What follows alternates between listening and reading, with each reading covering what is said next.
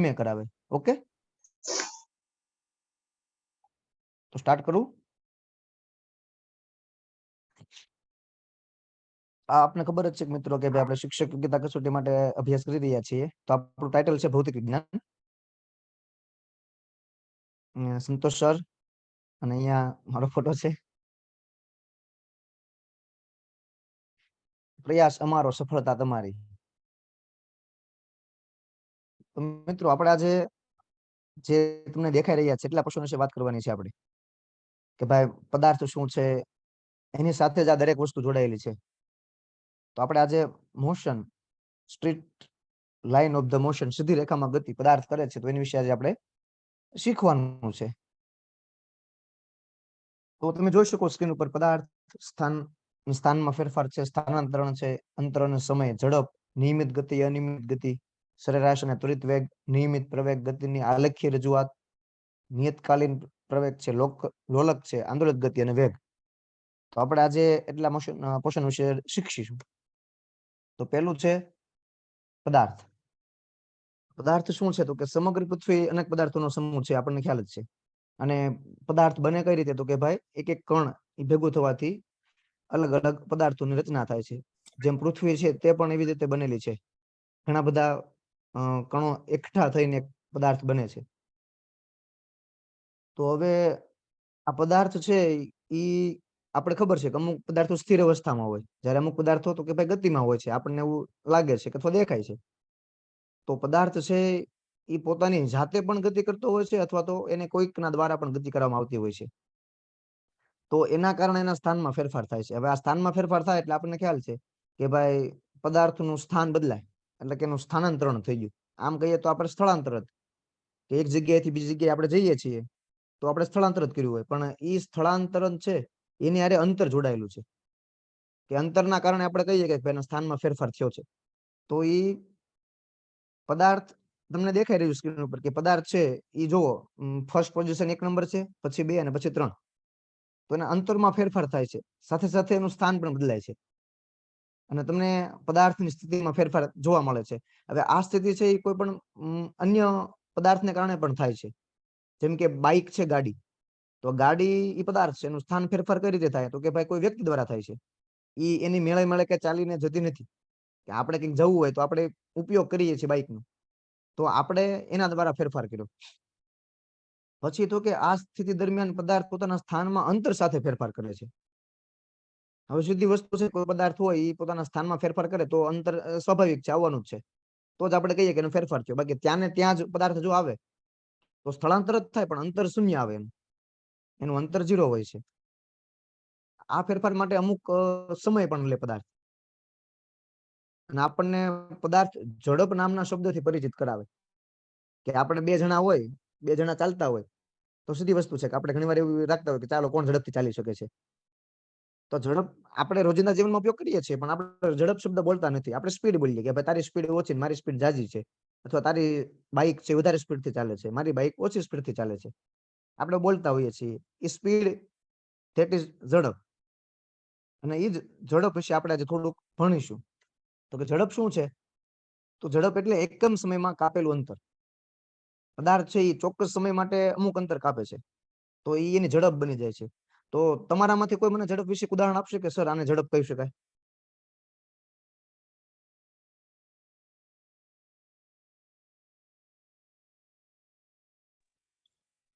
Sir ગતિ અને ઝડપ બે એક જ ને? એક સમાન છે પણ બે જુદા છે. એકમાં એક સમાયેલો છે. એટલે દાખલા તરીકે ઝડપ અને ગતિ. હા, બોલો બોલો. હા, એટલે હું દાખલા તરીકે એમ કહું કે આપણે જે આપણે બ્રહ્માંડમાં ગતિમાન બધા ગ્રહોમાનો છે, બધા ગ્રહો જે ફરે છે એ પોતપોતાની ઝડપથી ફરતા હોય છે, પોતાની ગતિ પ્રમાણે. તો ગતિ અને ઝડપ બે એક સમજવું કે અલગ અલગ સમજવું? છે એક જ, પણ એકની અંદર એક સમાયેલો છે. એ આપણે આગળ આવશે. મેં ઝડપ અને ગતિ બંને પણ મેં સાંકળ્યા છે. આ ઝડપ છે ને એના દ્વારા જ આપણે ગતિ કહી શકીએ. આ ઝડપ શબ્દ તમને ખ્યાલ આવે તો તમે બોલી શકો કે હવે પદાર્થે ગતિ કરી. એને સ્થાનથી સ્થાનાંતરણ કરવું. એટલે દાખલા તરીકે કોઈ વ્યક્તિ છે, કેમ ભાવનગર થી આપણે લઈએ સુરત આવે તો એ જે વસ્તુ થાય એને ઝડપ કહી શકાય. આ ઝડપ પણ ઈ પદાર્થે ગતિ કરી એટલા માટે ઝડપ એની બંધાણી. Okay sir. એટલે ગતિ માટે કેવું હોય તો એવું કહી શકાય કે એકમ સમયમાં એનું સ્થાન બદલાય. હમ. એકમ સમયમાં સ્થાન અને ઝડપમાં શું છે તો કે એકમ સમયમાં એનું કાપેલું અંતર છે. ઓકે. આ ઝડપ એક સદિશ રાશિ થઈ ગઈ, એનું મૂલ્ય આવી શકે. અને જ્યારે ગતિમાં શું હોય તો ગતિ કોઈ દિશા દર્શાવે ફક્ત કે ભાઈ કઈ દિશામાં ગતિ કરી છે એને. બરાબર. એટલે ગતિ એવું છે કે એકમ સમયમાં ઈ સ્થાનમાં ફેરફાર કરે છે. તો બરાબર. પદાર્થ ગતિમાં છે એવું કહી શકાય આપણે. તો જો જોઈએ આપણે આ ઝડપ દરમિયાન પદાર્થ એક નવી રાશિથી પરિચિત કરાવે એટલે ગતિ. આ ઝડપ આવી એટલે આપણને એક નવા શબ્દથી નવી રાશિથી પરિચિત થાય ગતિ. ગતિ શું છે તો કે ભાઈ સર આ હું ઝડપ સ્લાઇડ અને ગતિ પાછળ બંને લઈ જાઓ ને. ચોક્કસ ચોક્કસ. હમ હમ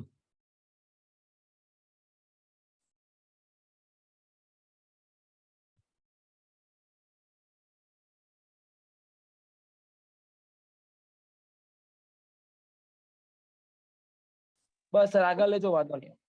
ચોક્કસ. તો જો આપણને ખ્યાલ છે કે ભાઈ ઝડપ અને ગતિ બંને ભેગા થઈને એક મહત્વની રાશિ પરિચય કરાવે છે. જેમ કૃપાબેન આપણને કીધું કે ગતિ અને ઝડપ બંને સેમ જ છે, પણ એક વસ્તુ માપી શકાય એવું છે. ગતિ ફક્ત તમને એક દિશા દર્શાવે કે ઉત્તર થી દક્ષિણ. આપણે જોઈએ તો કે ભાઈ એક ગાડી ચાલતી હોય તો એ ઉત્તર થી દક્ષિણ દિશા તરફ ગતિ કરતી હોય, એની ઝડપ જુદી હોય. ઝડપ માપી શકાય, ગતિ માપી શકાતી નથી. ગતિ ફક્ત આપણે જોઈ શકીએ કે આ વસ્તુ છે અથવા પદાર્થ છે ગતિ કરી રહ્યું છે. પછી તો કે આ બંને ભેગા થાય ઝડપ અને ગતિ એટલે આપણને એક વેગ શબ્દ મળે. આ વેગ શું છે તો વેગ એ ઝડપ જ છે, પણ વેગ છે એ પ્રતિ કલાક, પ્રતિ મિનિટ, પ્રતિ સેકન્ડે પણ આપણે માપી શકીએ છીએ. તો કે વેગ એ બીજું કઈ નહીં પણ દિશા ધરાવતી ઝડપ છે. એટલે ગતિ અને ઝડપ બે ભેગા થઈ જાય ને એટલે આપણને વેગ મળી જાય. ગતિ શું કરે તો કે દિશા આપે, અને ઝડપ કે ઈ અંતર સાથે સ્થાનમાં ફેરફાર કરાવે છે આપણને સમય સાથે. તો જોઈએ તો કે ભાઈ વેગ એ બીજું કઈ નહીં પણ દિશા ધરાવતી એક ઝડપ છે. ઉદાહરણ છે, કોઈ કાર ઉત્તર દિશામાં 40 કિમી પ્રતિ કલાકની ઝડપે ગતિ કરી રહી છે તો તેનો વેગ કેટલો થઈ જાય? 40. આ સ્પીડ અને વેગ, આપણે વેગનો ઉપયોગ કરતા નથી, આપણે સ્પીડ બોલીએ છીએ કે ભાઈ મારી બાઇક તો કે 40 ની સ્પીડે ચાલતી હતી. ફક્ત સ્પીડ થઈ, જો આપણે એમાં કલાક પ્રતિ મિનિટ એવું બોલતા નથી. એ ઝડપ બોલીએ છીએ, પણ વેગ બોલનાર શું કેવું પડે તો કે ભાઈ કલાકમાં 40 કિમી ની ઝડપે ચાલ્યા અથવા તો ગાડી ચલાવી, આ વેગ થઈ ગયો. જ્યારે પ્રતિ સમયની આધારે બોલીએ ને તો એ વેગ બની જાય છે. અને ઝડપ માટે અંતર ભાગ્યા સમય એનો એકમ મીટર પ્રતિ સેકન્ડ થઈ શકે.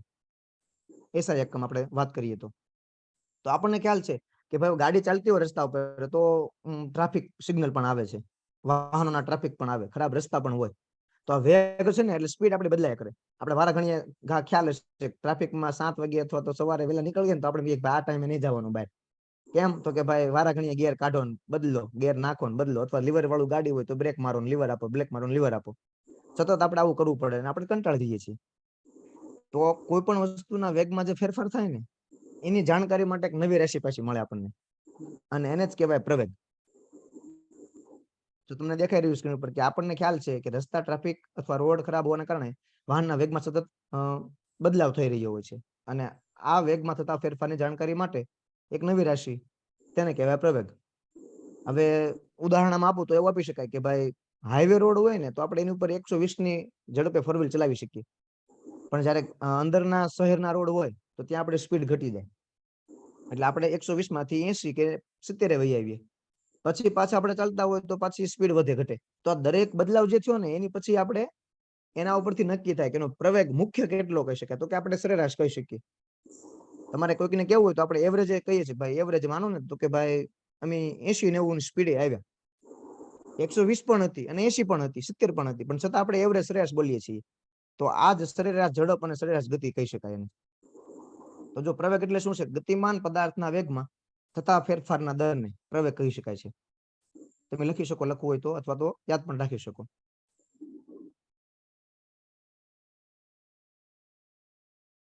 વધુ આગળ સાથે કેજો એટલે હું આગળ જતો રહીશ.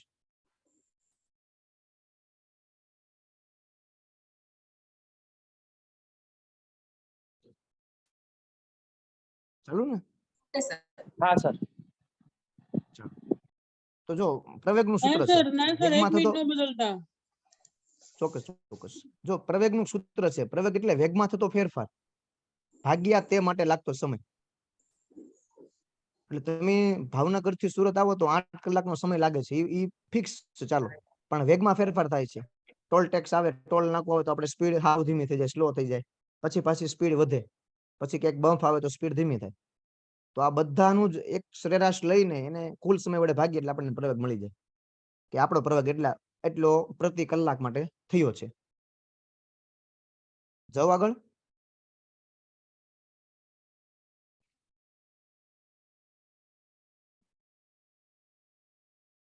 ભાઈ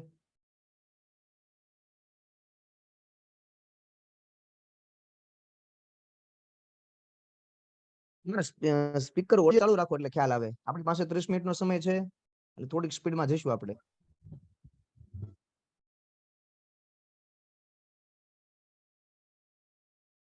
ચાલો તો આગળ જોઈએ. તો આપણે જેમ ગતિ જોઈએ ગતિ, તો એની પછી આપણને ખ્યાલ આવે કે પ્રવેગ પણ જોયો અને વેગ પણ જોયો. તો આપણે જેમ વાત કરી ટ્રાફિકના કારણે ગતિ અનિયમિત થઈ જાય છે અને ક્યાંક હાઈવે પર ચાલતા હોય તો નિયમિત ગતિ હોય. પણ આપણે થોડુંક જુદા અંદાજમાં જોઈએ કે વેગ અને પ્રવેગ ઉપરથી આપણને બે બાબતો ખ્યાલ આવી ગયો કે પદાર્થ બે પ્રકારની ગતિ કરે, નિયમિત અને અનિયમિત. આ નિયમિત ને અનિયમિત ના ઉદાહરણ તમે આપી શકો ખરા કે નિયમિત ગતિ કોને કહી શકાય?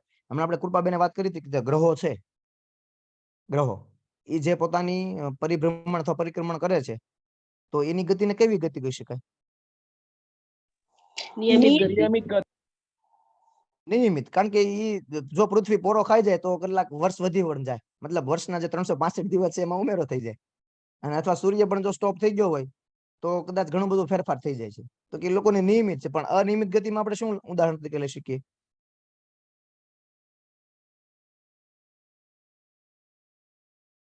તો એમાં આપણે તમે બધા ગિરનાર જોયો હશે, ગિરનાર જોયો? ગિરનાર પર્વત.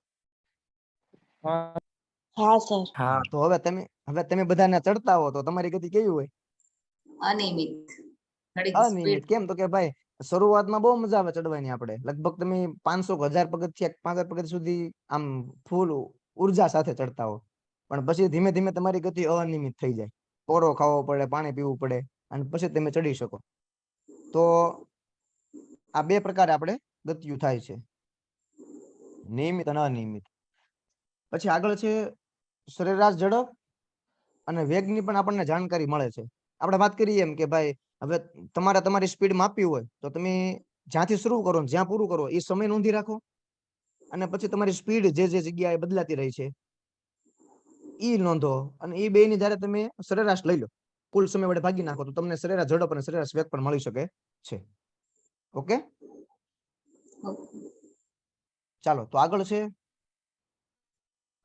આ ગતિનું આલેખીય રજૂઆત છે ગતિની.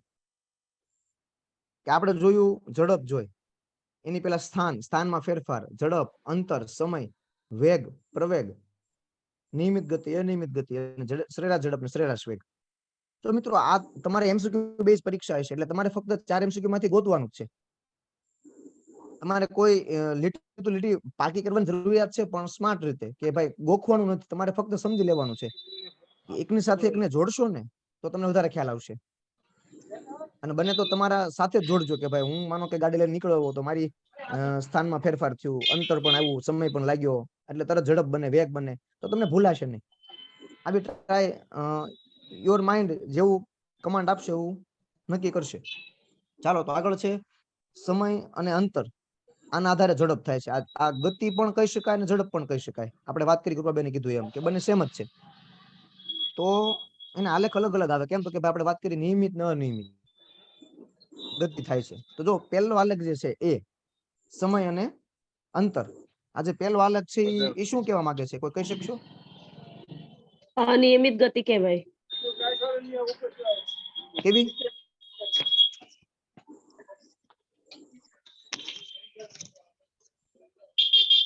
જો તમે આલેખ તમને અંતર દેખાય છે એમાં પ્રમાણે સમર બદલાય છે એટલા માટે.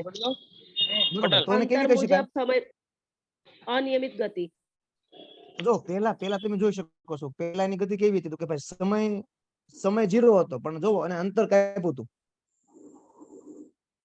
કે સ્ટોપ હતું તો કે ભાઈ એના સ્થાનમાં ફેરફાર થયો પણ સમય નહોતો ત્યારે, મતલબ કે ત્યાં ને ત્યાં જતો. પછી જોવાની શરૂઆત કરી, તમને દેખાઈ રહ્યું કે અમુક સમય અમુક અંતર પછી એને સ્ટાર્ટ કર્યું તો કે સમય સાથે અંતરમાં પણ ફેરફાર થાય છે.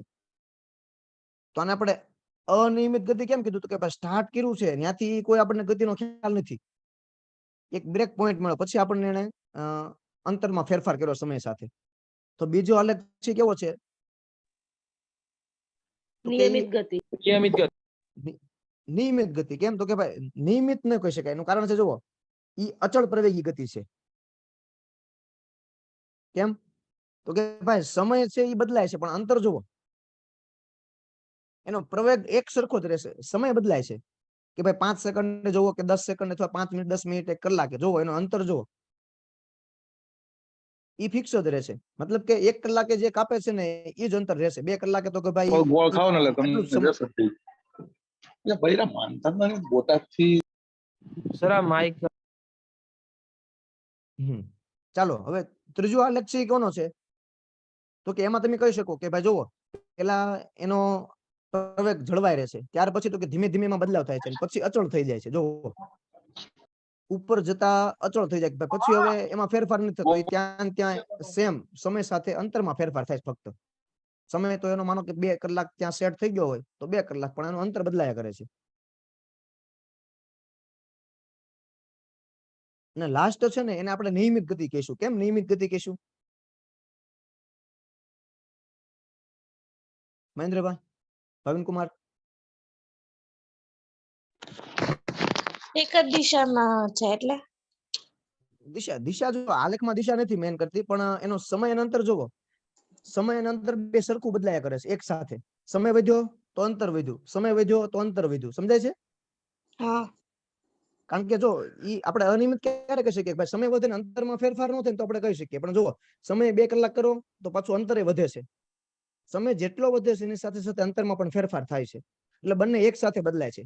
તો આપણે નિયમિત ગતિ કહી શકીએ. બરોબર. બરોબર? અને હા, સર સર, સીમા કોઈ શું હોય? પ્રશ્ન હોય? સીમા સીમા જો શું હોય? સીમા કેવું થાય છે?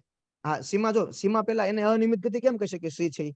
તો જુઓ પેલા સમય ને અંતરમાં ફેરફાર સાથે થાય છે અમુક સમય સુધી, પછી ધીમે ધીમે ધીમે સમય વધતો જાય છે તો અંતર જુઓ પછી સમય તમે વચ્ચે જુઓ જ્યાંથી કર્વ લીધો છે કર્વ ત્યાં તમે જોઈ શકો છો કે ભાઈ સમય પછી જો ફિક્સ થઈ ગયો છે 2 કલાક, તો પણ અંતર જો અંતરમાં ફેરફાર થયા કરે છે. સમજાય છે? હા હા સર. તમે જો જોઈ શકો છો અહીંયા તમે જુઓ કે ભાઈ આ જે ભાગ છે આ પોર્શન, તો એમાં અહીંયા સુધી તો સમય વધે છે પણ પછી અહીંયા જુઓ સમય ફિક્સ થઈ ગયો પણ અંતરમાં ફેરફાર થયા કરે છે. તો આ નિયમિત ગતિ ન કહી શકાય. સમય સ્થિર થઈ ગયો પણ અંતર તો બદલાયા કરે છે. સમજાય છે? હા જી સર સમજાય. ઓકે ઓકે ચાલો હવે આમાં કઈ પ્રશ્ન નથી ને? સર પેલામાં શું કીધું? પેલામાં પણ એની ગતિ કેવી છે? જો આ તો આપણે અચળ પ્રવેગી કહી શકીએ, પણ સમય જો અહીંયા સમય કેટલો છે એનો? તો અહીંયા 0 થઈ જાય 0. આ સમય માટે એનું કોઈ અંતર મેન્શન કરતું નથી. સમજાય છે? હા હા સર. અહીંયા કોઈ સમય કેટલો છે અંતર કેટલો આપણને કાંઈ ખ્યાલ નથી. ડાયરેક્ટ એને કટ ઓફ પોઈન્ટ લીધો કે ભાઈ અહીંયાથી સ્ટાર્ટ કર્યું છે. તો જેમ આપણે ઓલું ખ્યાલ હોય તો બાઇકમાં એક સ્વિચ આવે છે ઓડોમીટર પાસે કે તમે દબી દો એટલે 0 થઈ જાય. હા હા હા.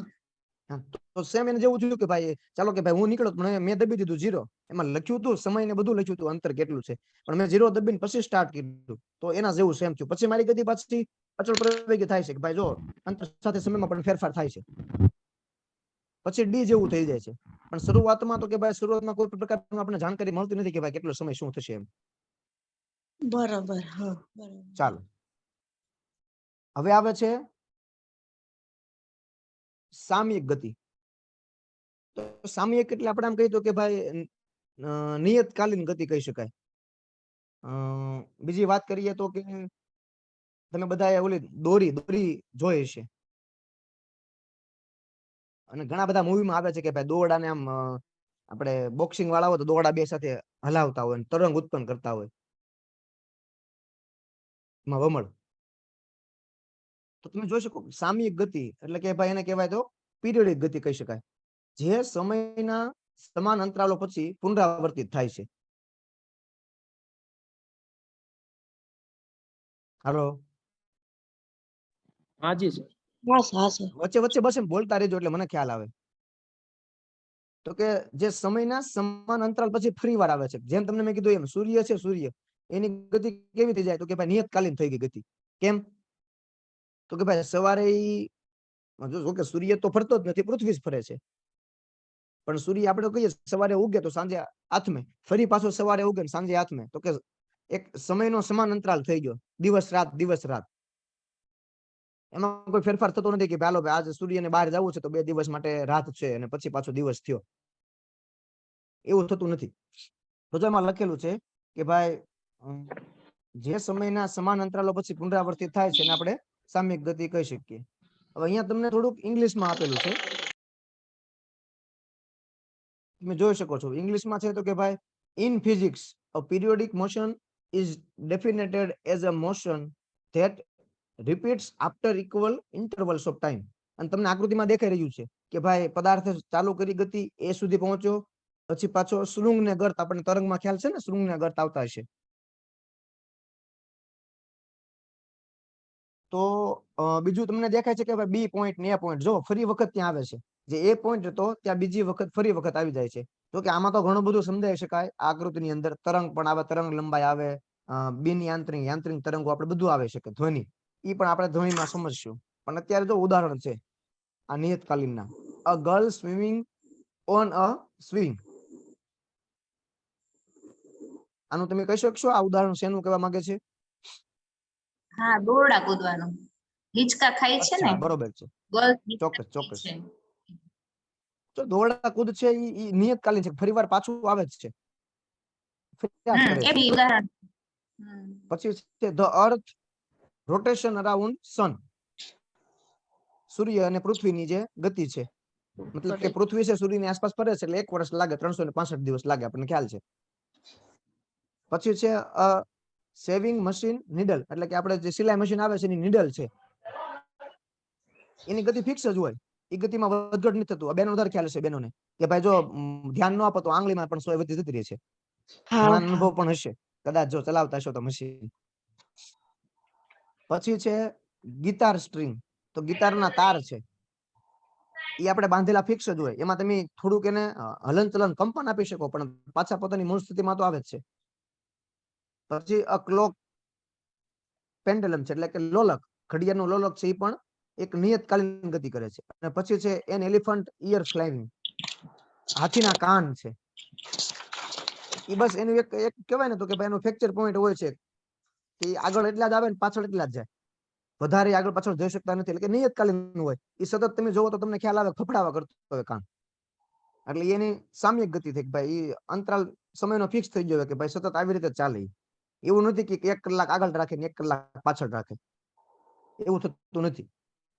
આમાં કઈ પ્રશ્ન સામયિક ગતિમાં? ના સર. ચાલો તો આગળ. જી સર.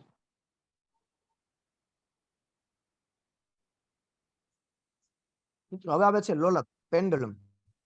લોલકમાં તમને ખ્યાલ છે, મને કોઈ કહેશો લોલક એટલે શું થાય? પહેલાના જમાનામાં ઓલા ડંકા ઘડિયાળ આવતી ને, નીચે ટાઈમ થાય એટલે લોલક એની ગતિમાં ચાલ્યા કરે ટૂંકમાં. બરોબર છે. હવે લોલક છે એની શોધ કોણે કરી હતી, ખ્યાલ કશો?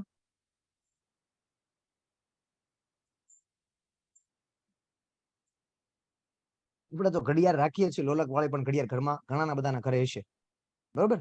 ક્વાર્ટઝ ક્લોક કહી શકાય, કારણ કે એ સમય વધારે સચોટ બતાવે છે. પેલા તો રેત ઘડી હતી, જળ ઘડી હતી, સૂર્યપ્રકાશને કારણે પણ જોઈ શકતા હતા. આવું બધું વડીલો કરતા હતા. પણ પછી ધીમે ધીમે આપણે ક્વાર્ટઝ ક્લોક આવી ગયા જે સચોટ સમય બતાવે છે. અને એની માટે આ સમય દર્શાવવા માટે નેશનલ ફિઝિકલ લેબોરેટરી દિલ્હીની અંદર છે. નેશનલ ફિઝિકલ લેબોરેટરી છે કે જે સમય, જે ઘડિયાળ નું માપન કરે છે એની માટેની લેબોરેટરી છે ત્યાં, એ દિલ્હીમાં આવેલી છે. યાદ રાખજો, કદાચ પરીક્ષામાં ક્યાંય આવી શકે. શું લોલક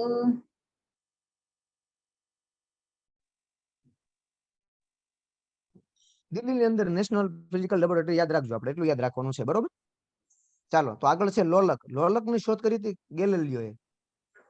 ગેલિલિયો નામના આપણને ખ્યાલ છે કે ભાઈ વૈજ્ઞાનિક થઈ ગયા છે. એને બીજું પણ ઘણું આપેલું છે. ખ્યાલ હોય તો ગુરુત્વાકર્ષણ બળ કે શું આપે, પ્રવેગ કદાચ આપે છે કઈક આવું, પણ આ લોલકની શોધ ગેલિલીઓ કરી છે.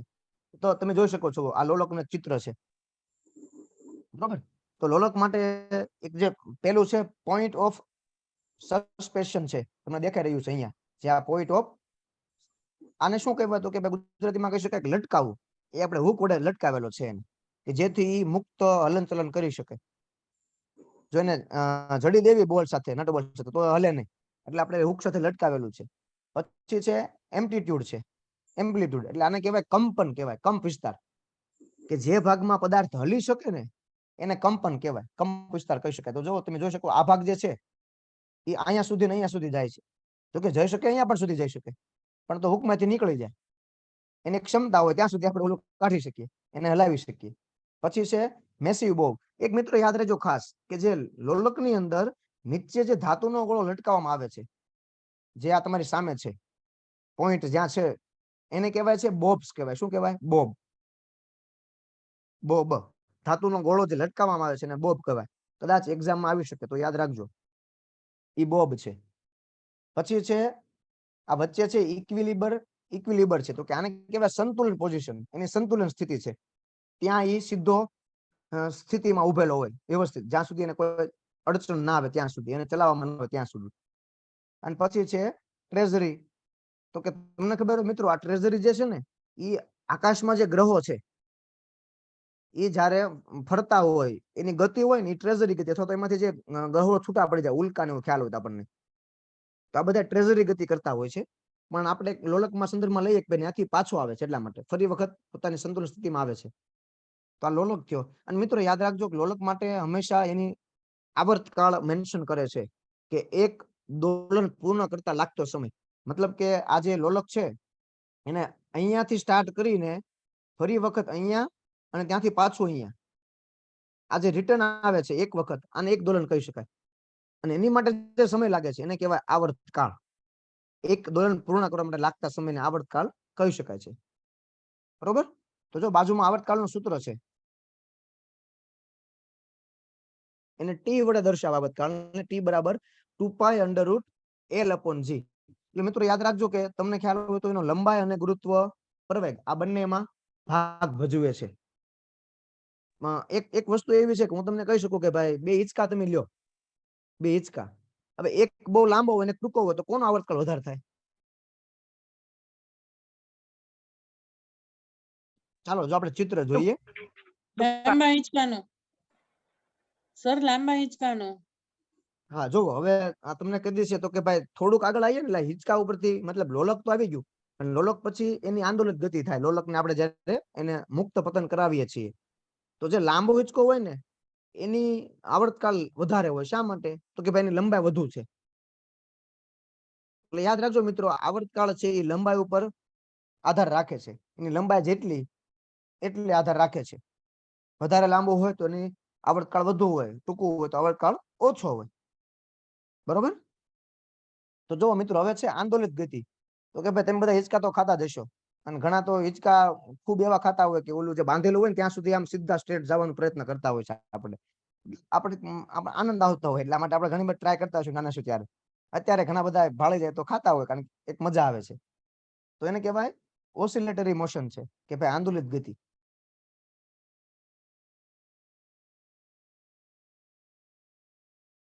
આ આંદોલિત ગતિ છે મિત્રો, તો કે આની માટે જરૂરી શું છે? તમે હિંચકા ખાવ ત્યારે શું જરૂર પડે?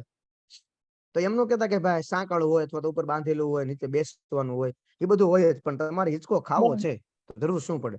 બળ આપણે આમ હલાવવો પડે. બરોબર છે. એટલે આમ તો હિંચકો ખાવાનો ન હોય, હિંચકો હિચકવાનો હોય. પણ આપણે બધા બોલીએ છીએ હિંચકો ખાવા ગયા હતા, હિંચકો ખાઈ શકાય નહીં, પદાર્થ છે એટલા માટે. તો કે હિંચકો હિચકવાનો હોય. બેને કીધું એમ કે ભાઈ એની માટે બળ જોવે, કે તમારે નીચે એક પગેથી ધક્કો મારવો પડે છે, મતલબ વિરુદ્ધ દિશામાં આપવું પડે બળ. પછી હિંચકાની ગતિ ચાલે. પછી તમે જોજો ખાલી પગ ચલાવો ને આમ તો પણ ગતિ થાય છે, પણ એને સ્ટાર્ટ કરવા માટે બળની જરૂર પડે છે. એટલે આપણે હિંચકામાં જ સમજીએ કે હિંચકો સ્થિર હોય ને તો ઈ સ્થિત બળ, એટલે કે મૂળ સ્થિતિ, એટલે કે આપણને બળ વિશે સમજાવે છે કે ભાઈ ઈ પેલો નિયમ ન્યૂટનનો છે, તમને ખ્યાલ હોય તો.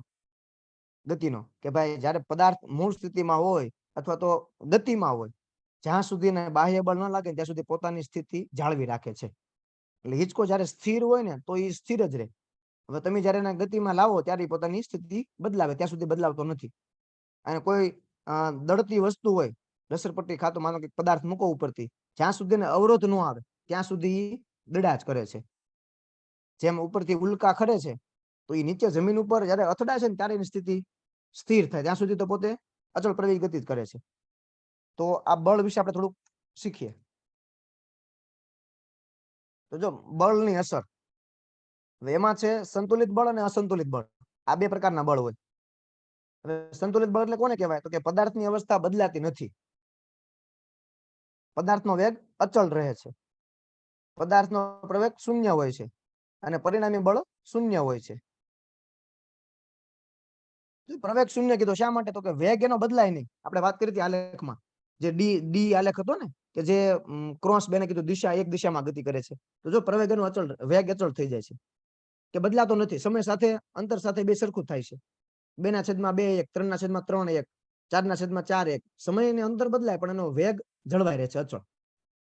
પ્રવેગ શૂન્ય થઈ જાય. કેમ? તો કે ભાઈ વેગમાં ફેરફાર થતો નથી તો પ્રવેગ તો આવે નહીં, કારણ કે પ્રવેગ છે વેગમાં ફેરફાર છે.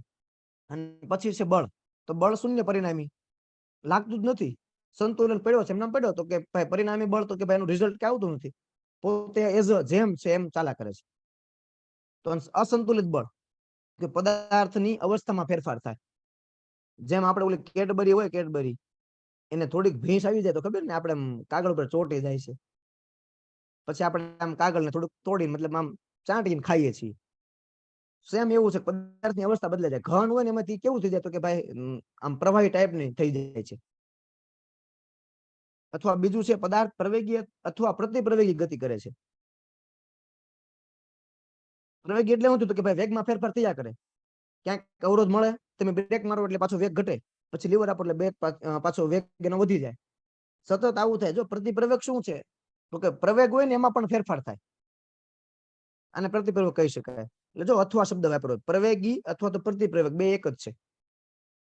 અને હોત ને તો જુદું થાય, અથવા છે, યાદ રાખજો આ શબ્દનો પણ અર્થ સમજવાનો. પછી છે બળની અસર. જો આ ત્રણ બળ થાય ને એના આધારે આપણે ત્રણ નિયમ સમજવાના છે. પેલું છે સ્થિર પદાર્થમાં ગતિ આવે છે. સ્વાભાવિક છે, હિંચકો સ્થિર હતો, તમે બળ આપ્યું, ગતિમાં આવી ગયો. પછી છે ગતિમાન પદાર્થના વેગમાં ફેરફાર થાય. હવે કોઈ ગતિ ચાલુ હોય, સાયકલ ચાલુ હોય, ચાલતી એમાં તમે ધક્કો મારો થોડોક વધારે, તો એના વેગમાં ફેરફાર થઈ જાય. કારણ કે ભક્તિ ચલાવતા હોય તો થોડીક સ્પીડ ઓછી, પણ કોઈ ગાડીનો ધક્કો લાગે એટલે એની ગતિ વધી જાય છે. અને પછી છે પદાર્થનો આકાર કે કદ બદલાઈ જાય. ઓલો આપણે પંચનો દડો આવે, પંચનો ખ્યાલ હોય તો સ્માઇલી બોલ આવે. હા, હવે ઈ સ્માઇલી બોલ નો જો આકાર અને કદ બદલાય જાય. તમે એના દબ્બો એટલે શું થાય? બળ લગાડ્યું ને તમે, આ દબાણ છે પ્રકારનું બળ જ છે એની માટે. તો એનો આકાર ભેગો આમાં તમારે હાથમાં સમાય જાય, તમારા પંજાની અંદર આમ કરો તો આવી જાય છે. તો ઈ જો એના પર બળ લાગ્યું એટલે કદ અથવા આકાર બદલાઈ ગયો એનો. આવી રીતે ઘણી બધી વસ્તુ હોય છે જે દબાવી શકાય અને આકાર ને કદમાં ફેરફાર થઈ શકે છે. એટલે બળ કેવી રાશિ છે? સદિશ. એસઆઈ એકમ કેજી મીટર પર સેકન્ડ, બરોબર છે. સીજીએચ એકમ પણ છે, અને એનો 1 ન્યૂટન બરાબર 10⁵ ડાઇન પણ થાય. આપણે યાદ રાખવાનું એસઆઈ એકમ યાદ રાખવાનું છે, કદાચ પરીક્ષામાં આવી જાય. અથવા ન્યૂટન પણ આપણે લખી શકીએ. એસઆઈ એકમ યાદ રાખજો, કેજી મીટર પ્રતિ સેકન્ડ છે, બરોબર. ચાલો હવે ન્યૂટનના ગતિના નિયમો જોઈએ. આની માટે જવાબદાર છે પેલા જડત્વ. આ જડત્વ શું થાય? તો કે ભાઈ ઓલા જેવું છે કે ભાઈ પથ્થર પડ્યો હોય ને પાણો પડ્યો રે પડ્યો જ રહે. આપણે કહેતા કે ભાઈ ભેંસ સામે ભાગવત ન હોય, આવું બોલીએ એટલે શું લેવા? તો કે ભાઈ ઈ જળ હોય, એનામાં બહુ ફેરફાર ન થાય. એના જેવું છે આ જડત્વ છે ને, એ પેલા નિયમ સાથે ભાગ ભજવે છે. ફર્સ્ટ નિયમ, પેલો નિયમ તમને દેખાય છે કે ભાઈ F = 0. તો પદાર્થનો વેગ અચળ રહે છે, પદાર્થની અવસ્થા બદલાતી નથી. હવે અવસ્થા ન બદલાય એટલે પદાર્થ કેવો છો? જળ છો. મતલબ જેમ છે એમને એમ રહે. તો જળ એટલે એવું નથી કે ભાઈ બોગો હોય, છોકરો આપણે કહેવાય ને જળ જેવો છે, આવું બોલતા હોય. આ જડ નો શું થાય? તો કે ભાઈ એમ નામ એજો જે હોય ને એમ નામ રહે. જ્યાં સુધી એને બાહ્ય બળ ન લાગે ત્યાં સુધી એમ નામ જ રહે. એટલે છોકરો તોફાન કરતો હોય ને તો એ તોફાન જ કરે, એને જડત્વ જ કહેવાય. એવું નથી સાનો માનો બેહી રહેવો જોઈએ. પણ જ્યાં સુધી એને પપ્પા એક થપાટ ન મારે ત્યાં સુધી એનો વેગ ન બદલાય. તો જેવી મહેમાન જાય ને પછી બે પડી જાય એટલે એનો તરત ફેરફાર થઈ જાય. તો આ જડત્વ ગુમાવી દેશે. એટલે પછી બીજો નિયમ ભાગ ભજવે, બળનું મૂલ્ય મળી જાય એને કે ભાઈ આવું કરીએ તો એટલું બળ લાગે પપ્પા તરફથી, અથવા મમ્મી પણ લગાડતી હોય ક્યારેક ક્યારેક, તો આટલો ફેરફાર થઈ શકે છે. તો પહેલો નિયમ F બરાબર 0, મતલબ કે પહેલો નિયમ છે એ બળનું ગુણાત્મક ખ્યાલ આપે છે, કોઈ માત્રા દર્શાવતું નથી, યાદ રાખજો ખાસ. બળનો ગુણાત્મક ખ્યાલ આપે કે જ્યાં સુધી એના પર બળ લાગતું નથી ત્યાં સુધી હોય એમનેમ રહે છે, અથવા વેગમાં હોય તો વેગમાં, અને સ્થિર હોય તો સ્થિર. હાલો, હવે એની પર બળ લાગે એટલે શુદ્ધ ફેરફાર થાય એનામાં, એના કદમાં, આકારમાં, અથવા તો એના વેગમાં પણ ફેરફાર થઈ શકે છે. તો બીજો નિયમ યાદ રાખજો, બીજો નિયમ છે એ બળનું મૂલ્ય દર્શાવે છે, બળનું મૂલ્ય આપે છે કે બળ ચલે છે વેગમાનનો ફેરફારનો સમય દર બે સમપ્રમાણમાં છે. તમને દેખાય છે F બરાબર PF - PI, એટલે શરૂઆતનો છે આ વેગમાનમાં જે ફેરફાર થયો ને, શરૂઆતનો અને અંતિમ, આ બેયની બાદબાકી અને એને સમય વડે ભાગવાનું છે. આ બીજો નિયમ તમારે યાદ રાખવાનો, F બરાબર ma, બીજું કાંઈ યાદ રાખવાનું નથી. F બરાબર ma, એ છે ઈ પ્રવેગ છે, m છે ઈ માસ નો દળ છે, અને F એટલે કે બળ. આ બળનું મૂલ્ય મળે ma, એટલે એના માસ અને એનો પ્રવેગ, એ બેનો ગુણાકાર કરો એટલે તમને બળનું મૂલ્ય મળે. એટલે બીજા નિયમથી બળનું મૂલ્ય મળે છે. અને ત્રીજો આપણને ખબર જ છે, ત્રીજો કે જેટલો હિંચકો આગળ જાય ને એટલો જ પાછળ જાય, અને વધારે કરવા જાવ તો તમે જમીન દોસ્ત થઈ જાવ. હિંચકા ઉપરથી પેલા તમે હિંચકા ભરો, પછી હિંચકો તમારી ઉપર આવી જાય, આટલું ખાલી ફેરફાર થાય, વધારે ન થાય, પણ આવો ફેરફાર થઈ જાય. તો કે ભાઈ ત્રીજો નિયમ છે ક્રિયાબળ અને પ્રતિક્રિયાબળ, એટલે આઘાત અને પ્રત્યાઘાત. તમને ખ્યાલ છે કે તમે કોઈ બોલ હોય એને તમે જમીન ઉપર જેટલા જોશથી દિવાલ પર મારો ને એટલા જોશથી પાછો આવે. અને આવો ક્યારેક અનુભવ આપણને થયો છે, કોકને પાણો માર્યો, કદાચ પાણો સામો આવ્યો હોય, બરોબર છે. એટલે આઘાત અને પ્રત્યાઘાત પરસ્પર સમાન મૂલ્યના પણ વિરુદ્ધ દિશામાં, યાદ રાખજો, બે જુદા હોય. તમે જેટલો બળથી ઘા કરો એ આઘાત થયો, તો દિવાલ તમને પ્રત્યાઘાત આપે છે, પણ દિવાલ તો એ જ હોય, પણ બળ દડા પર લાગ્યું ને, દડો પોતે પાછો રિટર્ન બળ આપી દે કે ભાઈ તમારું તમારી પાસે, પૃથ્વી ગોળ છે એટલે આપણું પાછું આપણી પાસે વહી આવે. તો જો લખેલું F બરાબર AB, એટલે તમે જે પદાર્થ ઉપર લગાડેલું બળ, અને -BA એટલે શું થયું, તો કે પદાર્થે આપણી ઉપર લગાડેલું બળ, બરોબર ને. એટલે જેમ આ નિયમ ઉપર છે ને આખી દુનિયા ચાલે છે, આઘાત અને પ્રત્યાઘાત ઉપર. જેમ નદીમાં હોડી ચાલે, હોડી, તો જોજો તમે બળ પાછળ લગાડો ને હોડી ક્યાં ચાલે, આગળની તરફ. આઘાત અને પ્રત્યાઘાત, તમે ચાલો છો ત્યારે પણ એવું થાય, તમારા પગ દ્વારા બળ પાછળ લાગે ને તમે આગળ ગતિ કરો છો. જો થતું જ ન હોય તો તમે ત્યાં જ ઉભા હો, મારો ગમે એટલું બળ કરો પણ તમે ચાલી જ ન શકો.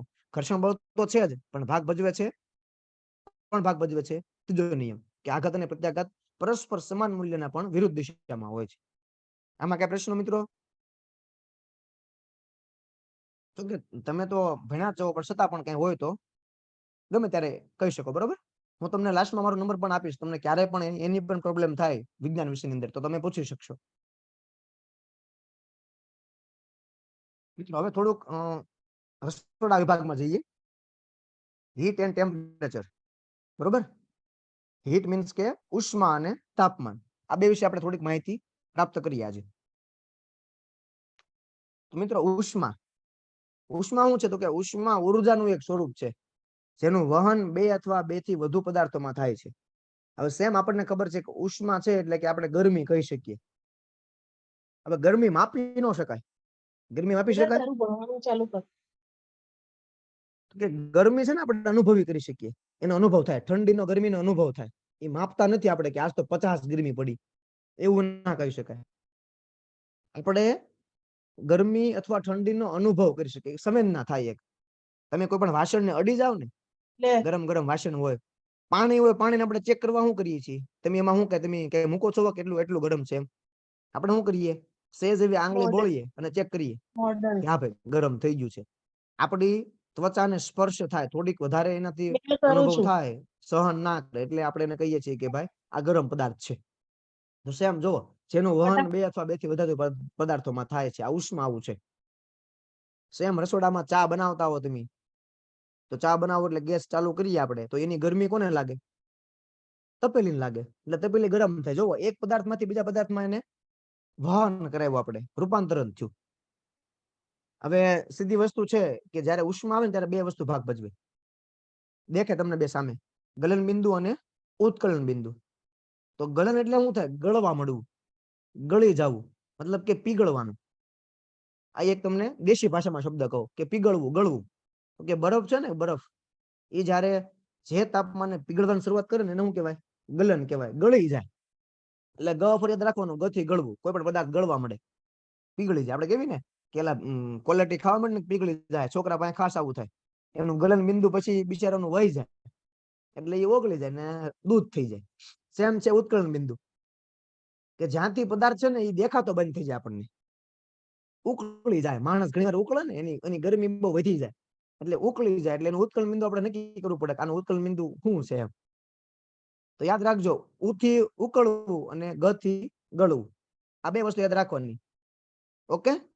એટલે જે તાપમાને પદાર્થ બરફમાંથી પાણી થાય એને ગલન કહી શકાય, અને પાણીમાંથી વરાળ થાય આને ઉત્કલન કહી શકાય. આપણે સવારમાં શિયાળો ગયો એટલે તપેલીમાં પાણી ગરમ કરતા હોય, પછી જયારે ઉકળવા મળે ને એટલે એમાંથી પરપોટા જે નીકળવા મળે તળિયેથી, તો હવે ઉત્કલન બિંદુ શરૂ થઈ ગયું. હવે પાણી વરાળમાં રૂપાંતર થવા માટે સક્ષમ થઈ ગઈ છે. એ શરૂઆતને ઉત્કલન બિંદુ કહી શકાય મિત્રો. જયારે વરાળ તપેલીમાં પાણી ખાલી થઈ જાય એને નહીં, પણ જે શરૂઆત થાય ને એને કહી શકાય. ચાલો તો આગળ છે આ જે ઉષ્મા છે ને એનું વહન જોઈએ આપણે. તો કે પ્રસરણ અલગ અલગ માધ્યમોમાં થાય છે. એ 3 માધ્યમનો આપણે અનુભવ કર્યો જ છે. પેલું છે તો જો ધાતુમાં જે થાય ને ઉષ્મા નું વહન, એને કેવું કહેવાય? એ ઉષ્મા વહન ની રીતે થાય. કઈ રીતે? તો કે તમે કોઈ સીપીઓ જો બેનો ખાસ રોટલી શેકતા હોય ત્યારે સીપિયાનો ઉપયોગ કરે છે. તો જોજો હાથમાં પકડ્યું હોય ને એ ભાગ ઠંડો હોય, પણ જેના દ્વારા જે છેડાથી રોટલી ફરે છે ને એ ભાગ કેવો થઈ ગયો હોય? ગરમ થઈ ગયો હોય. આ ભાગ ગરમ થઈ જાય ધીમે ધીમે જો વધારે જો રહી જાય ને તો તમારા હાથ પાસે પણ ગરમી પહોંચે છે. સેમ બસ આ શું છે? તો કે ઉષ્માનું વહન થયું. કઈ રીતે? તો કે જે ગરમ ભાગ હતો ત્યાંથી ઉષ્માનું વહન કઈ બાજુ થયું? ઠંડા ભાગ તરફ. કે ત્યાંથી ઉષ્મા પાછી રિટર્ન થઈ કઈ બાજુ? ઠંડા ભાગ તરફ થઈ. અને ઠંડો છેડો ક્યાં આગળ વહી આવ્યો એટલે ફરી વાર ગરમ. એટલે ગરમ ઠંડુ, ગરમ ઠંડુ. યાદ રાખજો, ગરમ થી ઠંડા ભાગ તરફ જો લખ્યું છે, ધાતુના ગરમ છેડા તરફથી ક્રમશઃ ઠંડા તરફ ઉષ્મા સંતરણ પામે છે તેને ઉષ્મા વહન કહેવાય. અને ઘન મધ્યમમાં થાય. ઘણી વાર ખબર છે આપણે તપેલીમાં ચમચો પડ્યો રહ્યો હોય ને શાક માટે આપણે થાળી ઢાંકી દીધી હોય, પછી ચમચો અડાતો નથી. કેમ? તો કે બજો આ ભાગ બાજુ ઉષ્મા વહન થયું હોય. જે ભાગ અંદર પડ્યો રહ્યો છે તળિયે એ ગરમ થઈને ઠંડા ભાગ તરફ પ્રસરણ કરી ગયું. કારણ કે એને ગતિ મળી જાય ને, અંદર જે ધાતુના વચ્ચે જગ્યા ઓછી હોય એટલે એના કણોને શું મળે? ગતિ મળે. એટલે યાદ રાખજો, ઉષ્માનું વહન ઝડપથી શેમાં થાય? ઘન પદાર્થમાં થાય. કેમ? એમાં અણુ વચ્ચે જગ્યા હોતી નથી એટલે ઝડપથી એને ગતિ મળે અને તરત પ્રસરણ પામી જાય છે. એટલે જોજો તરત ગરમ થઈ જાય. સાલ્યું હોય, વાસણ ગમે હોય, ઝડપથી ગરમ થઈ જાય થોડાક સમયમાં. જાણે પાણીને વાર લાગે છે, એને સમય જોવે ત્યારે એ ગરમ થાય છે. તો મિત્રો બીજું છે ઉષ્મા નયન. મેં પાણીની વાત કરી ને, તો યાદ રાખજો ઉષ્મા નયન છે ને પ્રવાહી કે વાયુ પદાર્થમાં થાય. કેમ? એના અણુ વચ્ચે જગ્યા હોય છે. હવે એને ગરમ કરીને હલકા કરીને પછી ઉપર જવા દે. એટલે પાણીમાં જોજો વાર લાગે છે. 100°C આવે ને તાપમાન ત્યારે પાણી વરાળમાં રૂપાંતરણ શરૂ થાય. એટલે ત્યારે એમાં ઉર્જા ગઈ હોય, ઉષ્મા જાય છે.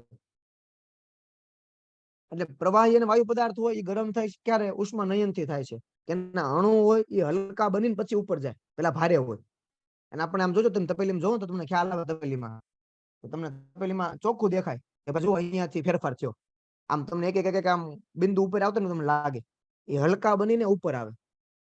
એટલા માટે યાદ રાખજો, ઘન પદાર્થોમાં ઉષ્મા વહન, પ્રવાહી અને વાયુ માટે ઉષ્મા નયન. બાજુમાં તો દેખાય તમને ચા બનાવે છે ઓલો ભાઈ તપેલીમાં, અથવા પાણી છે ગરમ થાય, જુઓ તમને દેખાય એરા, તમને અહીંયા એરા પણ દેખાઈ રહ્યા છે કે ઉપર જાય છે. આ હલકા બનીને ઉપર જાય અને ભારે હોય નીચે આવે, ફરી વાર ઉપર જાય અને ત્યાર પછી ગરમ થાય છે. ચાલો આગળ જઈશું. હા સર. તમારે યાદ રાખવાનું ઉષ્મા વહન ઘન પદાર્થમાં અને ઉષ્મા નયન પ્રવાહી અને વાયુમાં. હવે એક વધે છે. કયું વધે છે? તમે કોઈ કહેશો? બે આવી ગયું, ઉષ્મા વહન અને ઉષ્મા નયન.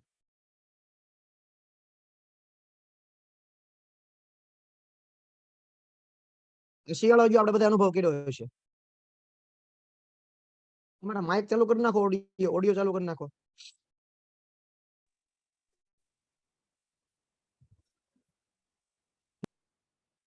જવાબ આ બે થઈ ગયું, ઉષ્મા વહન ઉષ્મા નયન. ત્રીજું શિયાળો ગયો. અને આમ તો આપણે બધા ઉષ્મા વિકિરણ. બરોબર, સરસ શિવાનીબેન, વેરી ગુડ.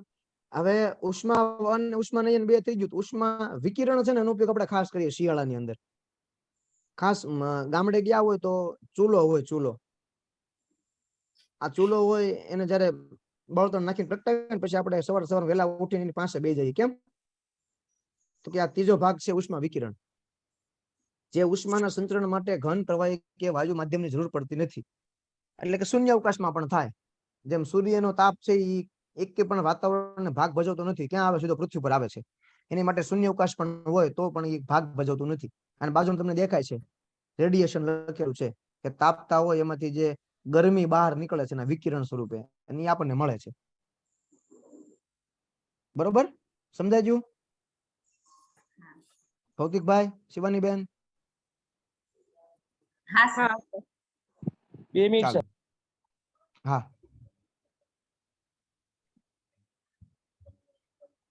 આપણે સમય ઘણો વહી ગયો છે, થોડીક સ્પીડ રાખશું.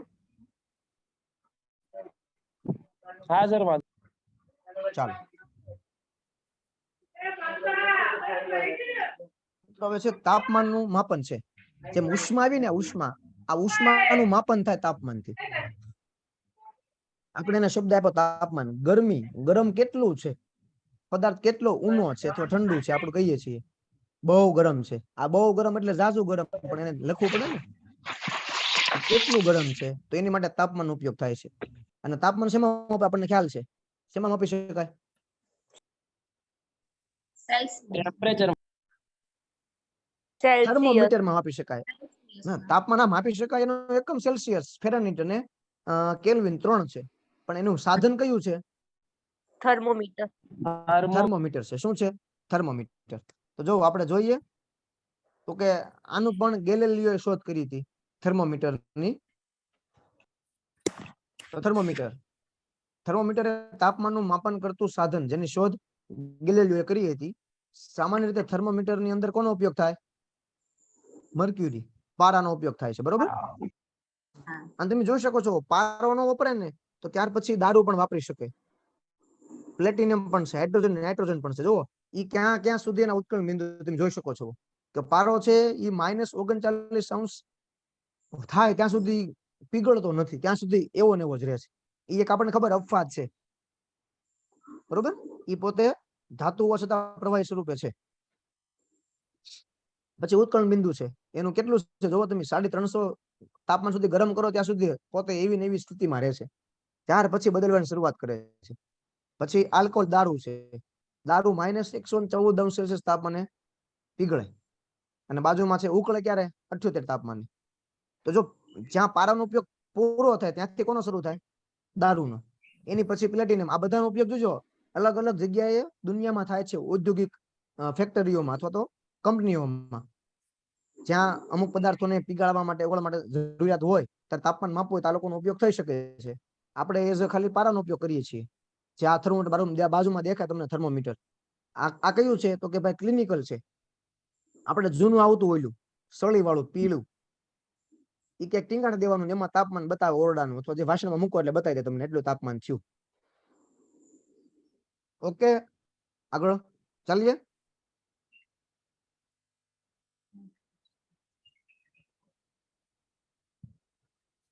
ચાલો મિત્રો, છેલ્લું છે કે સેલ્સિયસ ની શોધ કોણે કરી? તો કે સેલ્સિયસે કરી હતી. એટલા માટે એને આપણે સેલ્સિયસ નામ આપ્યું. અને એને તો દર્શાવવા માટે યાદ રાખજો, ખાસ ડિગ્રી અંશ સેલ્સિયસમાં દર્શાવી શકાય છે. આ તમે જોઈ શકો છો. આ ખાસ 0 નહીં, પણ તમને આ દર્શાવું 0°C. એમાં ડિગ્રી આવશે ખાસ કે એટલા અંશ સેલ્સિયસ તાપમાન છે. એનું ઉત્કલન બિંદુ છે 100°. કોનું છે? આ પાણીનું યાદ રાખજો, પાણી માટે દર્શાવેલું છે. બરોબર? ઉત્કલન બિંદુ 100°C છે. ફેરનહીટ ની શોધ ફેરનહીટે કરી હતી, એટલે આપણે એને ફેરનહીટ કીધું છે. એનું ગલન બિંદુ કેટલું? 32°F. ઉત્કલન બિંદુ 212 છે. આ છે ઈ આપણે ફેરનહીટમાં માપ દર્શાવ્યું. ઉપર હતું સેલ્સિયસમાં છે અને નીચે છે કેલ્વિનમાં. ફક્ત કેલ્વિનની અંદર આ નથી આવતું. 273° કેલ્વિન છે ને, કદાચ આ નથી આવતું. 273 કેલ્વિન જ આવે છે. બરોબર છે?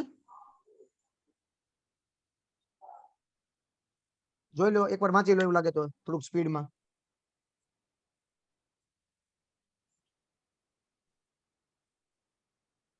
આ લીટી ખાસ યાદ રાખજો મિત્રો. તંદુરસ્ત વ્યક્તિના શરીરનું તાપમાન 37°C અથવા 98.6 ફેરનહીટ હોય છે. આ પ્રશ્ન પરીક્ષામાં આવી શકે. આપણા શરીરનું તાપમાન આપણને ખબર હોવું જોઈએ, સામાન્ય તાપમાન એટલું હોઈ શકે. સર એક 37°C ક્વેશ્ચન છે, આ જે પાણીનો ડિફરન્સ છે ને એ નથી ખ્યાલ, તો એ થોડો ક્લેરિફાઈ કરશો? શેનો?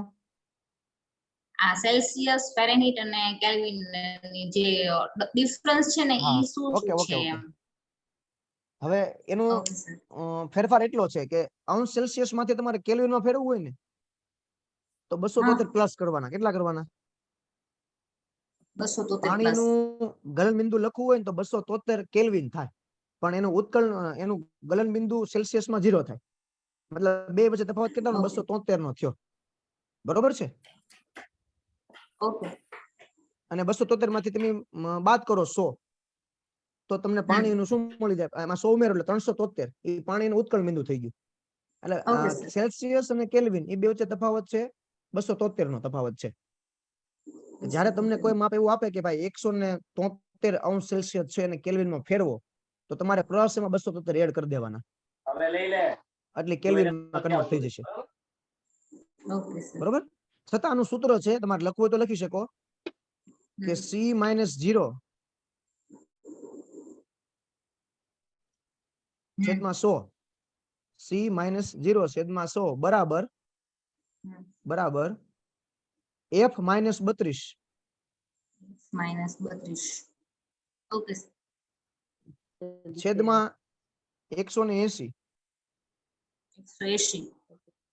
હા, છતાં 1 મિનિટ ચાલુ રાખજો. બરાબર આવે છે કે સર વ્હાઇટ બોર્ડ માં કેલ્વિનમાં છે લખો ને, પણ શું આ સૂત્ર લખો ને સર, સાઈડમાં લખાય તો અહીંયા કઈ સીટ પર. એક જ મિનિટ હો ભાઈ.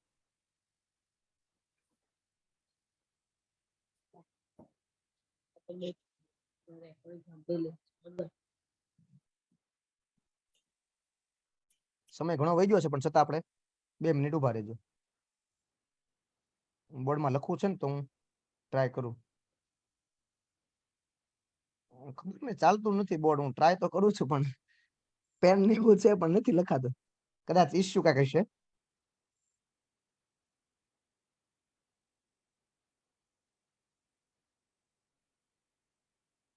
વાંધો નહીં સર, મેસેજ કરજો પછી. ચોક્કસ. હા, હું ગ્રુપમાં તમ તાર નાખી દઉં છું. હા, એ જે સૂત્ર મેસેજ છે કરજો. ને લખીને તમ તાર હવે હું સેશન ગ્રુપમાં નાખી દઉં છું. આગળના જે છે ને એ બતાવો. ચોક્કસ. ચાલો હવે આપણે પ્રશ્ન સોલ્વ કરશું જે આપણે ભણ્યા છીએ એ. હા સર. ચાલો, આપણે જે ઝડપ અને ગતિને વેગ વિશે વાત કરી હતી, તમારે મને આમાંથી પ્રશ્ન પહેલોનો અલગ અલગ જવાબ તમારી રીતે કહેવાનો. પહેલો પ્રશ્ન શું છે?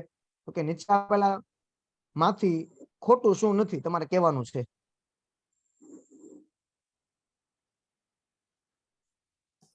ચાર વિકલ્પ છે, તમે જોઈ શકો છો.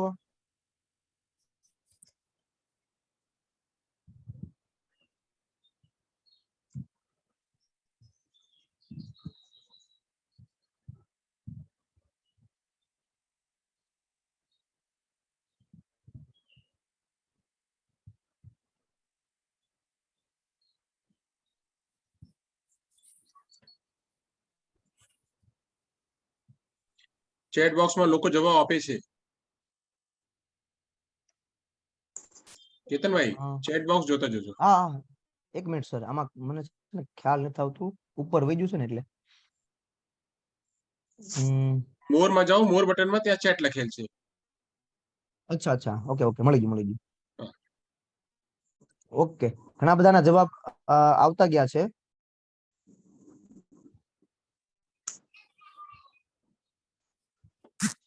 મિત્રો આનો જવાબ આવે છે ડી આવે છે. ખોટું શું નથી એવું કીધું છે આપણને. તો ઝડપ બરાબર અંતર ભાંગ્યા સમય. આપણે પહેલી જ પીપીટી મતલબ પહેલી સ્લાઇડ ની અંદર આ સૂત્ર આપણે આવ્યું હતું કે ઝડપ બરાબર અંતર ભાંગ્યા સમય, એકમ સમયમાં કાપેલું અંતર. એટલે આનો જવાબ થશે ડી.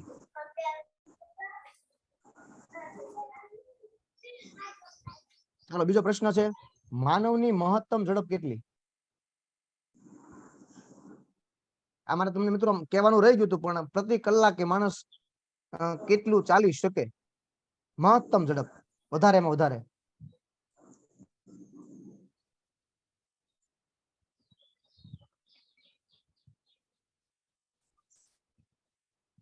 સરસ, વેરી ગુડ હેમલીબેન, શ્વેતાબેન. કદાચ તમને ખ્યાલ હશે જ તે કે ભાઈ કેટલી છે, તો તે ભાઈ 40 છે. પદાર્થ એકમ સમયમાં કાપેલા અંતરને તે પદાર્થની ખાલી જગ્યા કહેવામાં આવે છે. આ જવાબ તમને આ બધાને આવડવો જોઈએ. તમે બોલી પણ શકો છો મિત્રો, એવું નથી તમ તારે લખીને બરોબર છે, પણ તમે કહી પણ શકો છો.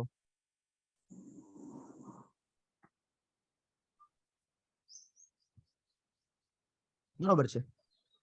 ઝડપ, પદાર્થ એકમ સમયમાં કાપેલા અંતરને તે પદાર્થની ઝડપ કહેવામાં આવે છે. ત્યાર પછી છે એક અમાસ પછી બીજી અમાસ વચ્ચેનો સમય છે એને શું કહેવાય? 1 માસ. ચોથો 1 માસ. ઓકે, એ તો સ્વાભાવિક છે કે એક પૂનમ થી એક પૂનમ આવે તો એ બે વચ્ચે 1 મહિનો થઈ જાય, 15 દિવસનો, એટલે 1 માસ. ભારત દેશની નેશનલ ફિઝિકલ લેબોરેટરી વડે સમય માપનની દિલ્હી. સેવા પૂરી પાડવામાં આવે છે. દિલ્હી. ક્યાં આવેલી છે? દિલ્હી. દિલ્હી. ઓકે, સરસ. દિલ્હી. હા. અંતર સમયના આલેખમાં એક અક્ષ પર શું હોય? આપણે આલેખ 4 જોયા હતા, નીચે શું હતું એક અક્ષ ઉપર? સમય. સમય. ઓકે, તો સમય. આગળ વધીએ. હા સર. ચાલો.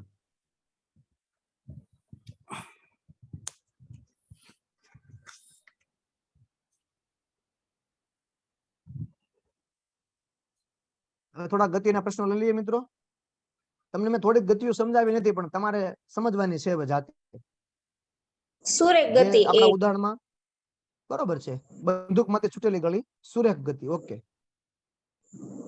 હિંચકો ખાતા બાળકની ગતિ? આવર્ત ગતિ.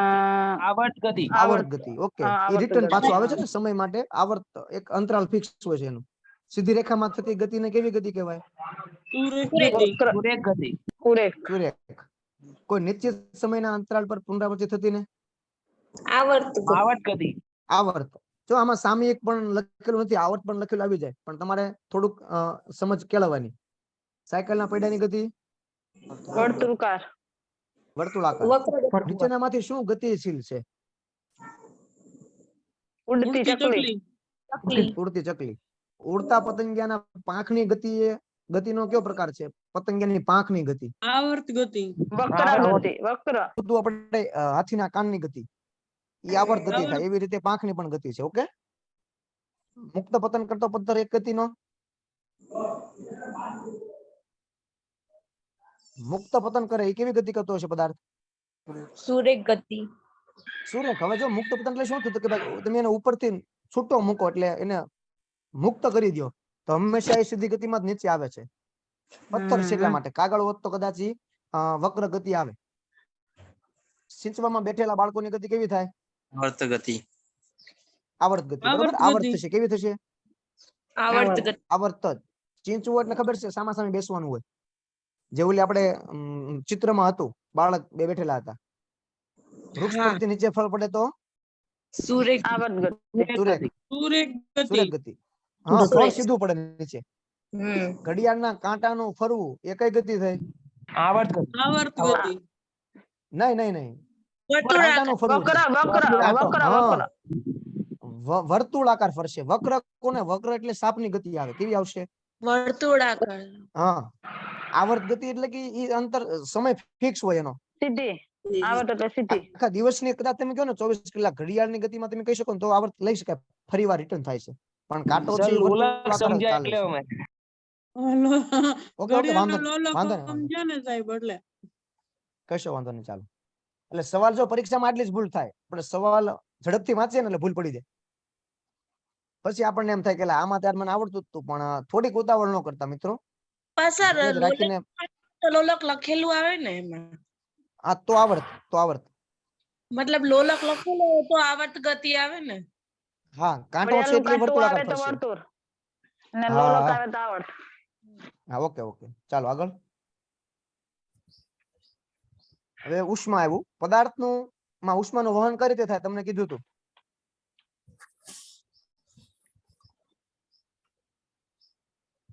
એ આવે એ વધુ તાપમાનથી તાપમાન ઓછા જો વિભાજ્ય આપણે ઉષ્મા. વાપર્યું હતું ગરમ થી ઠંડા પણ આમાં જો વધુ થી ઓછા આવ્યું યાદ રાખવાનું ગરમ હોય વધુ હોય ઠંડુ ઓછું હોય ચાલો એ ગરમ પાણીની તપેલીમાં રહેલી ચમચીમાં થતા ઉષ્માના પ્રસરણની રીત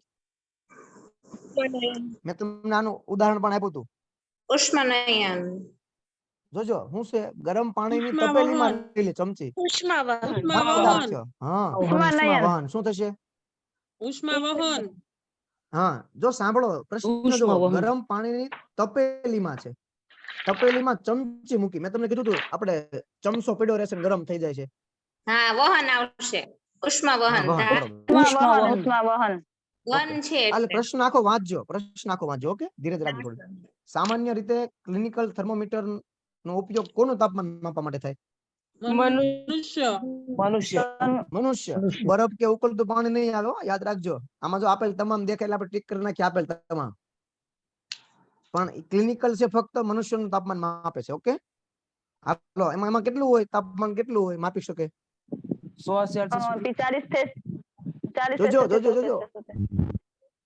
કેટલું હવે તમને ખબર છે મેં લખ્યું હતું તંદુરસ્ત વ્યક્તિનું તાપમાન કેટલું હોય 98. 98.6 98.6 ફેરન છે અને 37° સેલ્સિયસ છે આ બધું સેલ્સિયસમાં છે જોવો તો 37 હા હવે 37 ક્યાં આવે તો કે બે ની વચ્ચે આવે 37 35 થી 35 થી 50 અને 35 થી 42 45. 35 થી હા 42 35 થી 42 જો એમાં એવું છે એ તો ફિક્સ એક માપ છે એ દર્શાવેલું છે એ તો વ્યવહારિક છે એટલા માટે આપણે 35 થી 42 લઈએ છીએ એવું હોય તો ક્યાંક આંટો મારજો દવાખાને થર્મોમીટર જોવાનું કે કેટલું દૃશ્ય આવે ક્યાં સુધીનું આવે છે બરોબર ચાલો લાસ્ટ કયા સ્વરૂપના ઉપર છે ઈ ઉષ્માના સુવાહક છે એનું આમાંથી નયન ઉષ્મા નયન છે ને ઉષ્મા નયન થી થાય છે પ્રવાહી અને વાયુ પ્રવાહી પદાર્થ પ્રવાહી પ્રવાહી ને વાયુ વાયુ. ઓકે ડી આન્સર બરોબર ડી આન્સર નીચેનામાંથી કયું જૂથ ઉષ્માનું સુવાહક છે તો તાંબુ, ઉષ્માનું સુવાહક એટલે કોને શકાય મેં તમને કીધું ડી હતું આવશે કે ડી તાંબુ તાંબુ સ્ટેનલેસ સ્ટીલ અને લોખંડ લોખંડ. બરોબર. જો રસોડામાં છે ને વધારે ખ્યાલ હશે આ ઝડપથી ગરમ થઈ જાય કયો પદાર્થ ઉષ્મા વહનની રીતે ગરમ કારણ કે થાય છે કયો carbon dioxide D aluminium D કયો એલ્યુમિનિયમ, પદાર્થ બરોબર. ઉષ્મા વહનની રીતથી ગરમ થાય છે ડી એલ્યુમિનિયમ ઓકે સરસ વેરી ગુડ ચાલો આગળ છે કયો પદાર્થ ઉષ્મા નયન રીતે ગરમ થાય દૂધ પાણી દૂધ નહીં કે ઉષ્મા નયન પ્રવાહી આપેલ પાણી. તમામ તમામ આપેલ દૂધ આપેલા વેરી તમામ ગુડ વેરી હા, ગુડ આપેલ જો તમામ ઉતાવળ ન કરતા ખાલી દૂધ પાણી ન લખતા કારણ કે કેરોસીન દૂધ અને પાણી ત્રણેય પ્રવાહી છે સૂર્યની ગરમી આપણા બરોબર. સુધી ઉષ્મા એટલે થોડુંક પ્રસરણને શાંતિથી કઈ માર્ગ મળી રીતે જશે વિકિરણ એ ઉષ્મીય ઓકે વિઘટન. ઓકે ડન ડન તો મિત્રો આભાર થેન્ક યુ